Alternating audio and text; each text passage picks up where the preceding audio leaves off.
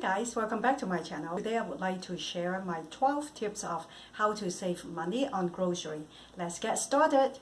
Tip number 1 is don't waste any food. The most expensive food is the food that you have never eaten. Before you head out grocery shopping, you should shop at your own pantry, fridge and freezer. And you should be planning on meals to use up all of your food that is about to expire. I learned from volunteering at my local food bank that any box or canned food will still be good within a year after the expiration date. But if the cans are dented or bulging out, it's better off throwing them away because it's no longer safe for you to consume them. Tip number 2 is buy bulk whenever you can. If you need a cup of flour to bake, you are not going to a store to find 1 cup of flour, right? Instead, you will be baking very frequently. You would at least get a 5 pound to 10 pounds of flour. The same thing go with rice, beans, and oatmeal. Anything that you usually consume on a daily basis is a good idea to buy them in large quantity. Tip number 3 is to use your grocery flyer as your shopping guide. Do you get this in the mail? Do you toss it in the trash? I don't. I use it as a shopping guide because this is very valuable to help me get the most bang for my buck. Each week, I will spend a few minutes going through the flyer and see what is on sale. And I plan my grocery according to what is on sale and whatever is in season. Shopping this way really has been saving our family a lot of money. Tip number 4 is to be flexible. Don't be so fixated on you need to have steak on Monday, chicken on Tuesday, taco on Wednesday. Be spontaneous. Shop around in your pantry, freezer and fridge and see whatever is there and then be creative and make something fun. That way, you will be really having a blast eating different food every week and saving a lot of money too.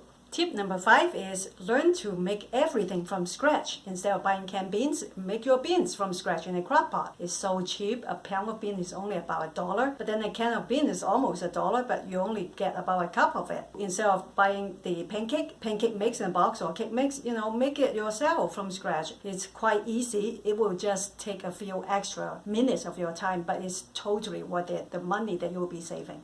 Tip number 6 is substitution is the key. If I don't have specific ingredient, I would still forge forward and go ahead and make it. Like buttermilk pancake, I don't usually have it on hand and they are quite expensive. I don't want to spend that kind of money. But with a little Google search, I found out that I can use whole milk and mix with 2 tablespoons of vinegar to make my buttermilk. And if I run out of lemon juice or if I don't have it around and if my recipe asks for lemon juice, I will just use vinegar to substitute it. Obviously, for something, if you don't have it, you cannot make it like a curry powder. If you were going to make a curry and you don't have it on hand, if you don't have cumin, chili, or pepper, you probably cannot substitute that. But my idea is whatever you can find substitute, you should go ahead and do it. It's because that is the best way to save your money in terms of cooking. Tip number 7 is learn to love your meatless meal. Not only a meatless meal is good for our health and also very good to our wallet, on top of it, also help us to trim down our waistline. You will be surprised how much money you'll be saving if you are willing to incorporate at least 2 meatless meals a week. Tip number 8, be adventurous with your food. Don't just make your food the same old way. Explore different cultures, see how they eat, try to cook different food, and try to make it different things all the time so that you don't get tired of your same old chicken, beef, or pork. It will eventually save you money by not eating out all the time. Tip number 9, stock up on sale items that you actually eat. Don't buy food that you don't eat, even if it's very cheap. For example, if you don't like macaroni and cheese, why would you buy any macaroni and cheese that is on sale for 33 cents a box? It doesn't make sense because wasted food is the most expensive food, so stop doing it. Tip number 10, buy generic. I know a lot of people say that generic for some specific food,